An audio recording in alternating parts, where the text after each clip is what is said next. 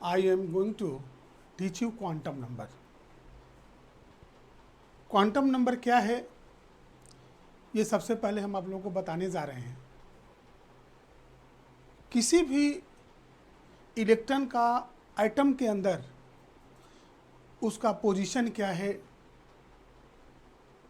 Nucleus से कितनी दूरी पर है, उसका वेलोसिटी क्या है, एंगुलर मोमेंटम क्या है, ये सारी चीज़ की जानकारी क्वांटम नंबर के द्वारा होती है। इसके पहले हम लोग पढ़ चुके हैं कि स्क्रोडिंगर वेव इक्वेशन के आधार पर जो सॉल्यूशन निकलता है वही क्वांटम नंबर देता है। तो उसके सॉल्यूशन से तीन तरह का क्वांटम नंबर मिलता है। एक प्रिंसिपल क्वांटम नंबर, दूसरा एजीमुथल क्वांटम नंबर, तीसरा मैग्नेटिक क्वांटम नंबर और चौथा स्पिन क्वांटम नंबर जो है वो इलेक्ट्रॉन का अपने एक्सिस पर स्पाइनिंग के कारण होता है। इसलिए स्क्रोडिंगर वेव इक्वेशन के सॉल्यूशन के आधार पर तीन ही क्वांटम नंबर मिलता है, जिसको हम लोग principal quantum number, azimuthal quantum number और मैग्नेटिक क्वांटम नंबर कहते हैं। अब हम लोग ये देखें कि ये प्रिंसिपल क्वांटम नंबर क्या होता है, या एजीमुथल क्वांटम नंबर क्या है, या और क्वांटम नंबर्स क्या है, इसका एप्लीकेशन क्या है, हम लोग क्यों पढ़ते हैं। तो जितना भी इलेक्ट्रॉनिक कॉन्फ़िगरेशन हम लोग करते हैं, मतलब न्यूक्लियस के चारों तरफ इलेक्ट्रॉन का जो डिस्ट्रीब्यूशन है, किस तरह का है, कहाँ कितने इलेक्ट्रॉन होंगे, ये सारी चीज़ की जानकारी क्वांटम नंबर के आधार पर ही होती है। अब हम लोग एक एक करके पढ़ेंगे, क्योंकि चारों जो क्वांटम नंबर है इसका अपना अलग अलग आइडेंटिफिकेशन है, अलग अलग रोल है इलेक्ट्रॉनिक कॉन्फ़िगरेशन में। तो सबसे पहले हम आप लोग को बताने जा रहे हैं कि प्रिंसिपल क्वांटम नंबर क्या है। तब हम लोग पढ़ेंगे एजीमुथल क्वांटम नंबर, इसको सब्सिडियरी क्वांटम नंबर भी कहते हैं, या सेकेंडरी क्वांटम नंबर भी कहते हैं, या एंगुलर क्वांटम नंबर के भी ये नाम से जाना जाता है। थर्ड हम लोग जो पढ़ेंगे वो मैग्नेटिक क्वांटम नंबर होगा, और चौथा होगा वो स्पिन क्वांटम नंबर होगा। अब हम लोग प्रिंसिपल क्वांटम नंबर के बारे में पढ़ें।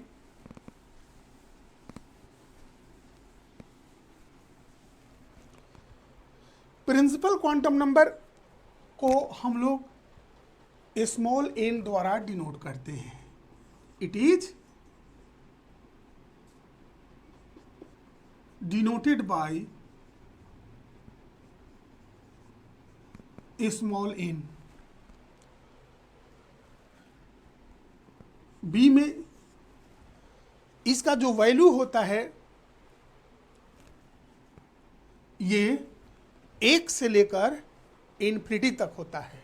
मतलब n बराबर 1, 2, 3, 4 अप टू इन्फिनिटी। इसको हम लोग के एल एम एन ओ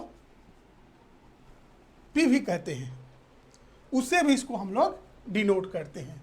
एग्जाम्पल में देख लीजिए, ये एटम है जिसके अंदर एक न्यूक्लियस है, ये अलग अलग ऑर्बिट है। ये n equal to 1, n equal to 2, n equal to 3, n equal to 4। ये n stand for orbit number. ये हम लोग कह सकते हैं C में कि n stands for orbit number. ये ऑर्बिट नंबर को भी इंडिकेट करता है। इसके बाद जो इसका इंपॉर्टेंस है फोर्थ में, इससे हम लोग पता करते हैं कि इलेक्ट्रॉन जो है न्यूक्लियस से कितनी डिस्टेंस पर है। इसका मतलब ये रेडियस को भी बताता है। अब हम लोग रेडियस किसके बराबर है, उसका फॉर्मूला क्या हम लोग ऑलरेडी डिस्कस कर चुके हैं पिछले क्लास में, यहाँ पर भी देख लें कि आर एन इजकल टू होता है 0.529 इंटू, या इसको एंगस्ट्रम ही कर सकते हैं, angstrom N square by Z, N square by Z, या एंगस्ट्रम बाद में लिख देंगे तो ज़्यादा अच्छा रहेगा, N square by Z angstrom, जहाँ एन क्या है, एन को यही हम लोग प्रिंसिपल क्वांटम नंबर कहते हैं, principal quantum number. Z atomic number होता है।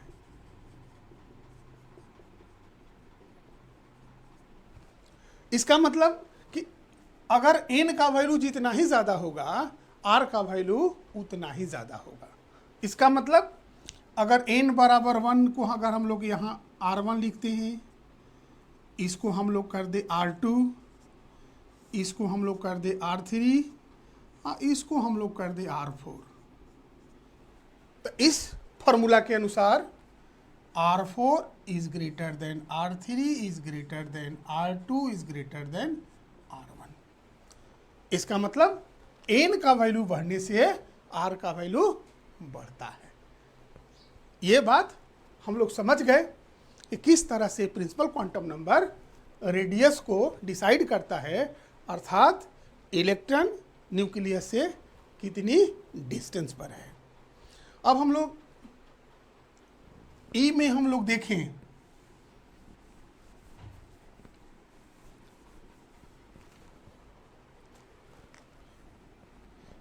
ई में हम लोग देख सकते हैं कि ये एनर्जी को भी बताता है।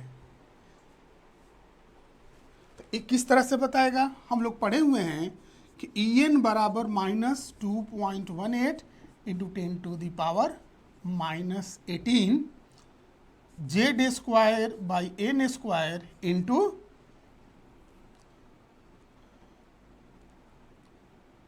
जूल पर एटम, यही एनर्जी होता है, जूल पर एटम। ये निगेटिव साइन है। यहाँ पर भी हम लोग देख लें कि किस तरह से प्रिंसिपल क्वांटम नंबर का एनर्जी से कोई रिलेशन है। ये देखने से पता चल जाएगा कि E N is inversely proportional to minus N square. इसका मतलब एन का वैल्यू बढ़ने से ई एन का वैल्यू क्या होगा, डिक्रीज करना चाहिए था, लेकिन निगेटिव वैल्यू होने के कारण इंक्रीज करता है। मतलब एन का वैल्यू बढ़ने से एनर्जी का वैल्यू क्या होगा, इंक्रीज करेगा। मतलब हम लोग लिख सकते हैं कि अगर यहाँ अगर इसका E1 है, इसका E2 है, इसका एनर्जी E3 है, इसका एनर्जी E4 है, तो हम लोग फार्मूला के आधार पर लिख सकते हैं कि सबसे ज़्यादा एनर्जी E4 में होगा, तब E3 में होगा, तब E2 में होगा, तब E1 में होगा।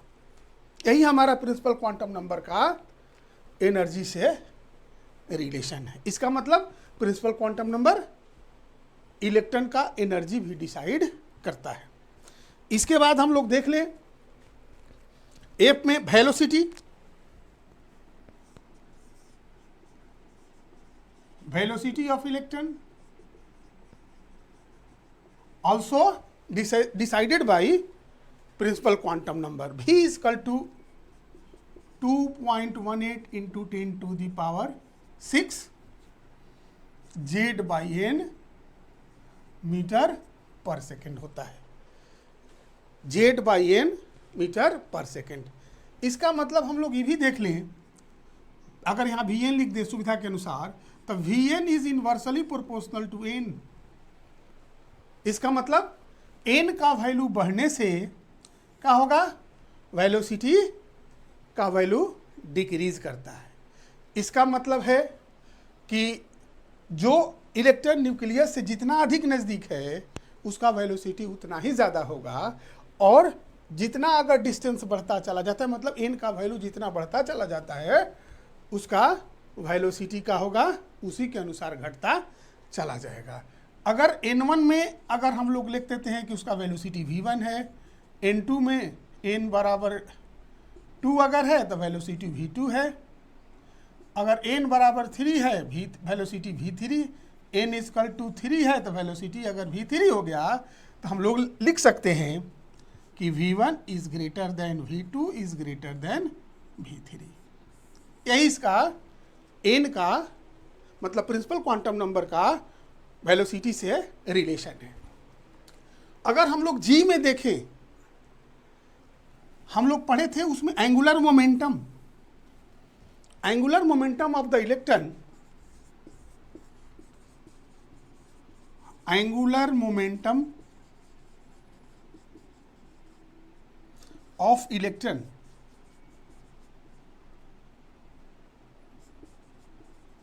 मतलब एम आर भी बराबर हम लोग लिख सकते हैं NH/2 हम लोग पहले पढ़ चुके हैं। इसी को कहते हैं क्वांटाइजेशन ऑफ एंगुलर मोमेंटम, मतलब किसी खास ऑर्बिट में जो इलेक्ट्रॉन का जो एंगुलर मोमेंटम होता है फिक्स होता है, उसी को हम लोग कहते हैं क्वांटाइजेशन ऑफ एंगुलर मोमेंटम। अब इसका भी हम लोग देख लीजिए n आ गया, ये भी प्रिंसिपल क्वांटम नंबर है। इसका मतलब हम लोग कह सकते हैं कि एंगुलर मोमेंटम भी प्रिंसिपल क्वांटम नंबर से कोरिलेटेड है।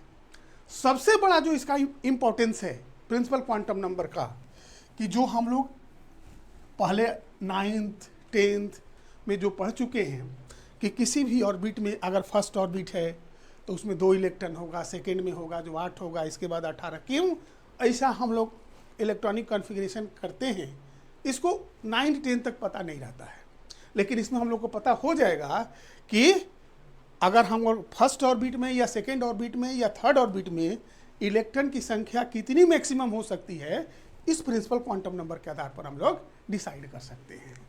तो इसमें मैक्सिमम नंबर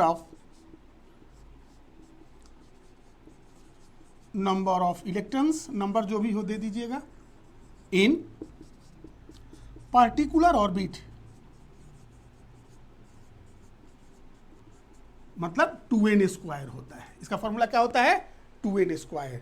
अगर ऑर्बिट फर्स्ट ऑर्बिट है, फर्स्ट ऑर्बिट मतलब n बराबर 1 होगा, इस कंडीशन में इलेक्ट्रॉन की संख्या 2 × 1² = 2 होगा। अगर सेकेंड ऑर्बिट है, n = 2 है तो n बराबर 2 × 2² = 8 होगा। इसी तरह से अगर थर्ड ऑर्बिट है तो n बराबर 3 तो 2 × 3² 18 होगा। हम इसी के आधार पर मतलब प्रिंसिपल क्वांटम नंबर के आधार पर डिसाइड कर सकते हैं कि किस ऑर्बिट में इलेक्ट्रॉन की संख्या कितनी होगी। ये हम लोग अभी प्रिंसिपल क्वांटम नंबर के बारे में आप लोगों को एज़िमुथल क्वांटम नंबर के बारे में बताने जा रहे हैं।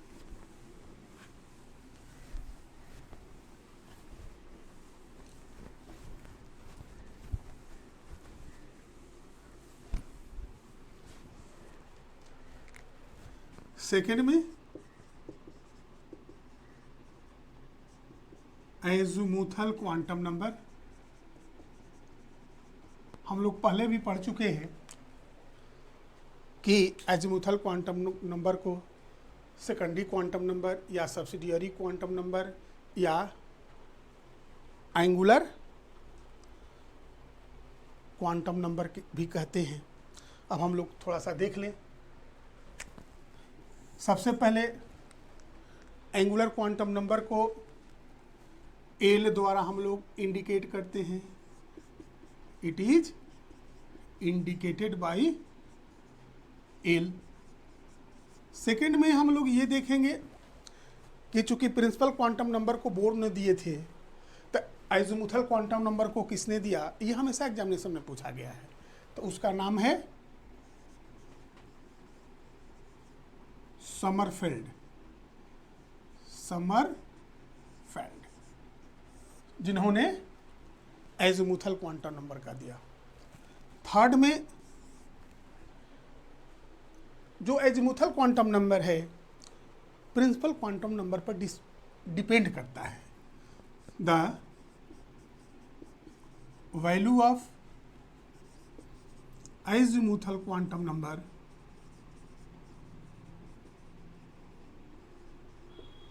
डिपेंड्स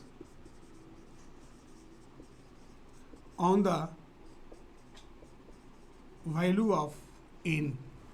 मतलब इसका जो वैल्यू होता है एल बराबर 0, 1, 2, 3 मतलब n माइनस 1 तक होता है। तो हम लोग लिख सकते हैं कि अगर n बराबर 1 होगा तो l बराबर 0 होगा, n बराबर 2 होगा तो n बराबर इसमें दो वैल्यू आ जाएगा 0 एंड 1, n इजकल टू 3 होगा तो n बराबर 0, 1 एंड 2 होगा, n बराबर अगर 4 लिखते हैं तो l बराबर 0, 1, 2 एंड 3 होगा। कहने का मतलब होता है कि एजिमुथल क्वांटम नंबर का जो वैल्यू होता है प्रिंसिपल क्वांटम नंबर पर डिपेंड करता है। मतलब फर्स्ट ऑर्बिट में एक ही, जिसको हम लोग एजिमुथल क्वांटम नंबर ये भी डिसाइड करता है, सब ऑर्बिट को भी बताता है। तो हम लोग लिख सकते हैं कि अगर n बराबर 1 होगा तो l इजकल टू 0 मतलब ए सब ऑर्बिट, इसको ए सब ऑर्बिट कहते हैं। सब ऑर्बिट, ए सब ऑर्बिट के लिए l बराबर कितना होता है 0। अगर हम लोग लिखते हैं l बराबर 1 तो इसमें जो सब ऑर्बिट होगा वो p सब ऑर्बिट होगा। अगर l बराबर अगर हम लोग लिखते हैं 2 तो d सब ऑर्बिट होगा। l बराबर अगर हम लोग लिखते हैं 3 तो f सब ऑर्बिट होगा। कहने का मतलब होता है कि एक ऑर्बिट में कई गो सब ऑर्बिट हो सकता है, तो वो डिसाइड करेगा कि n का वैल्यू क्या है। तो अगर l इजकल टू 0, अगर हम लोग azimuthal quantum number l equal to 0 लगते हैं तो उसके लिए a सब ऑर्बिट होता है।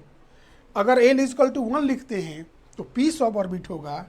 अगर l इजकल टू 2 लिखते हैं तो d सब ऑर्बिट होगा। l इजकल टू 3 लिखते हैं तो f सब ऑर्बिट होगा।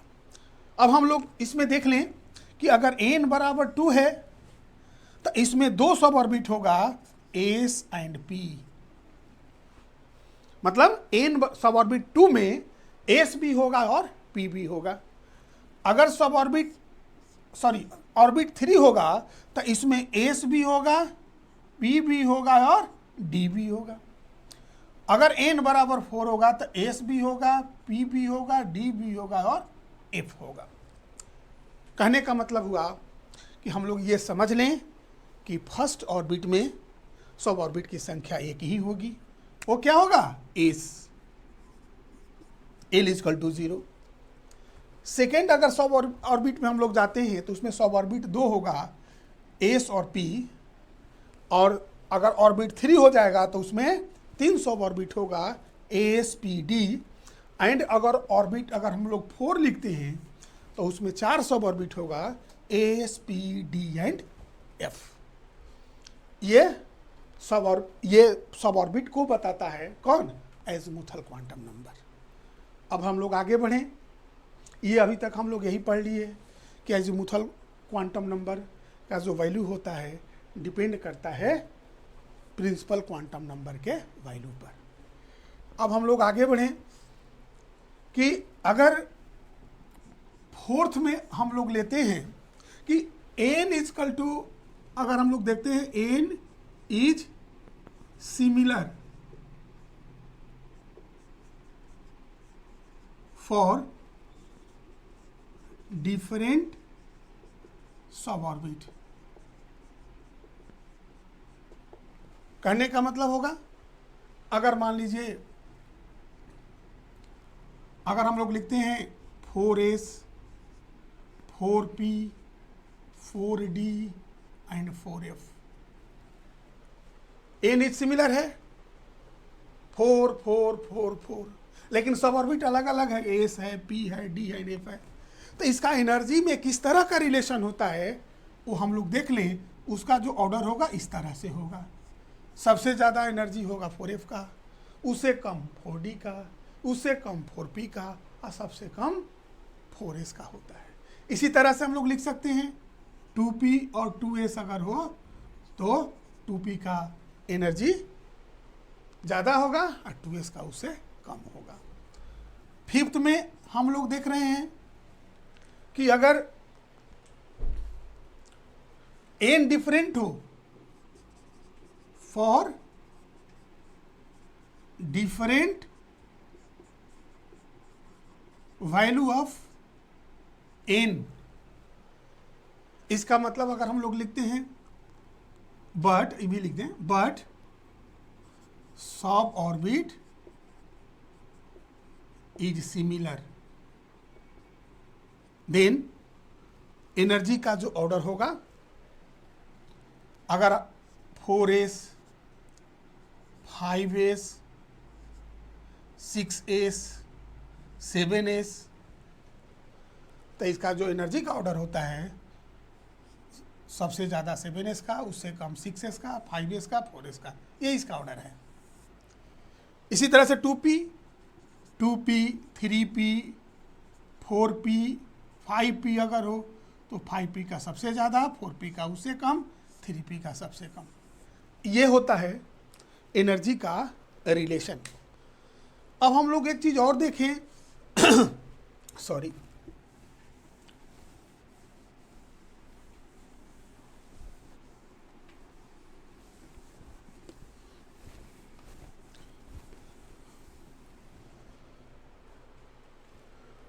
Orbital angular momentum azimuthal quantum number के आधार पर हम लोग डिसाइड करते हैं। Orbital angular momentum,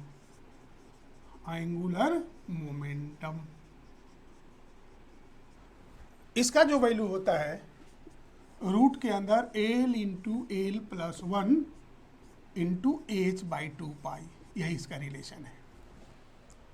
orbital angular momentum बराबर कितना होगा, रूट के अंदर l इंटू एल प्लस 1। अगर हम लोग s ऑर्बिटल, अगर एक सब ऑर्बिट के लिए, s सब ऑर्बिट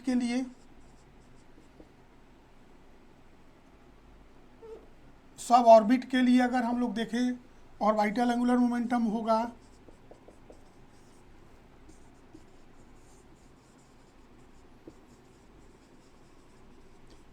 मोमेंटम बराबर हम लोग लिख सकते हैं, चूंकि एस के लिए एल का वैल्यू 0 होता है, एंगुलर मोमेंटम रूट के अंदर 0 into 0 plus 1 into H by 2 मतलब रूट के अंदर 1 होगा, एच बाई 2 मतलब एच बाई 2 लिख सकते हैं। एक चीज़ और ध्यान में रखना होगा कि एच बाई 2 को हम लोग हैश भी कहते हैं। उसका लिखने का तरीका होता है एच लिखकर यहाँ प्लस साइन कर देते हैं, एच ए एस एच। तो कभी कभी एग्जामिनेशन में हैश के आधार पर भी क्वेश्चन पूछता है। पी के लिए, for P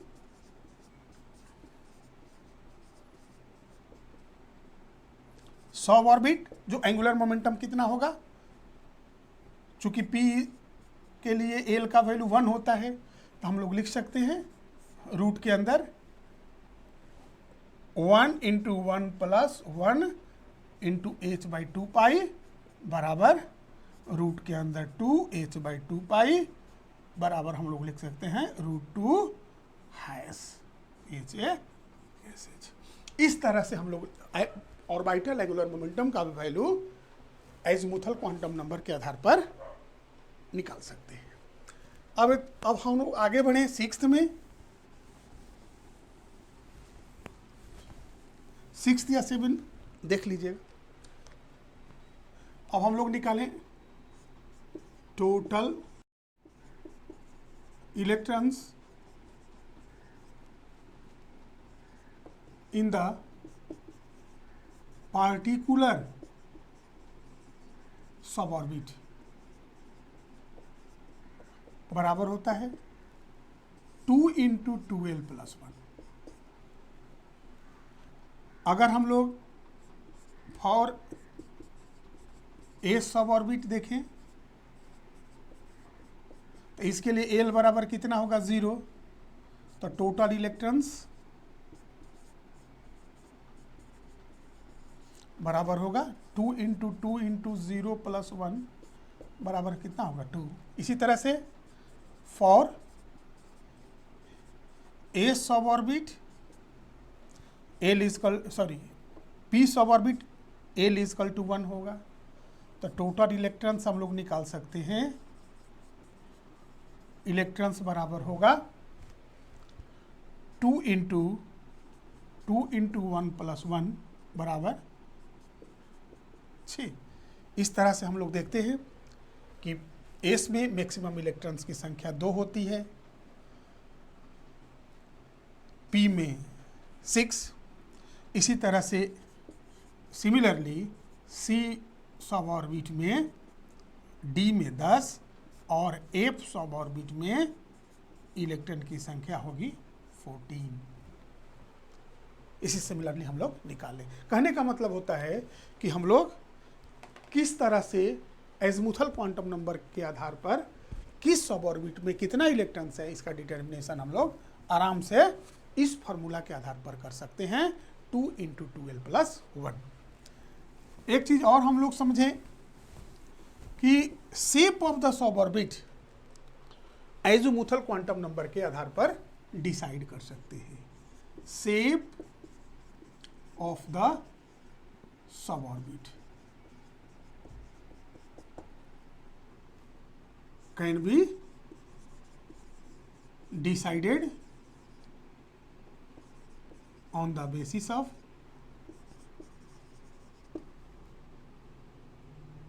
azimuthal quantum number।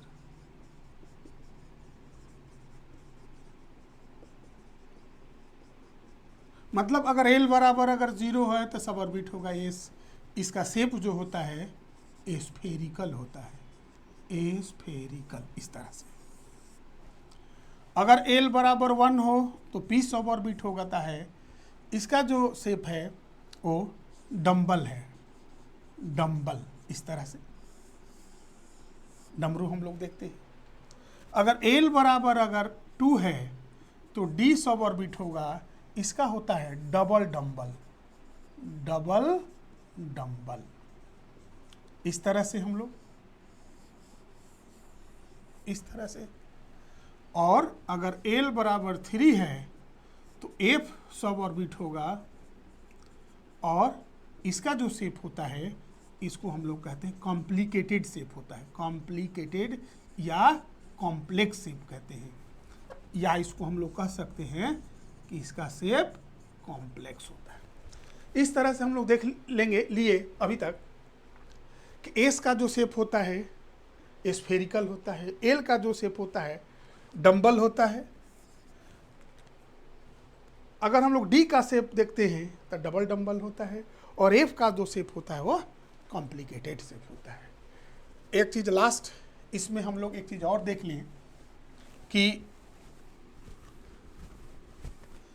ये एस पी डी एफ कहाँ से आया, फुल फॉर्म इसका क्या होता है। कभी कभी पूछ देता है लोग, एस का शार्प,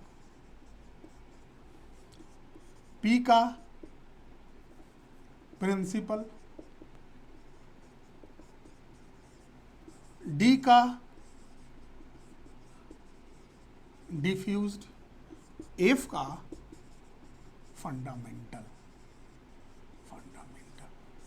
इस तरह से आज हम लोग principal quantum number, azimuthal quantum number के बारे में पढ़ लिए। प्रिंसिपल क्वांटम नंबर से क्या पता चलता है और एज़मुथल क्वांटम नंबर से भी कि हम लोग पता क्या कर सकते हैं इलेक्ट्रॉन के बारे में, ये सारी चीज़ की जानकारी इसमें आज कर लिए। नेक्स्ट क्लास में हम लोग पढ़ेंगे, वो होगा मैग्नेटिक क्वांटम नंबर और स्पिन क्वांटम नंबर। वो बहुत इंपॉर्टेंट है, उसको आप लोग ज़रूर पढ़ेंगे। थैंक्स।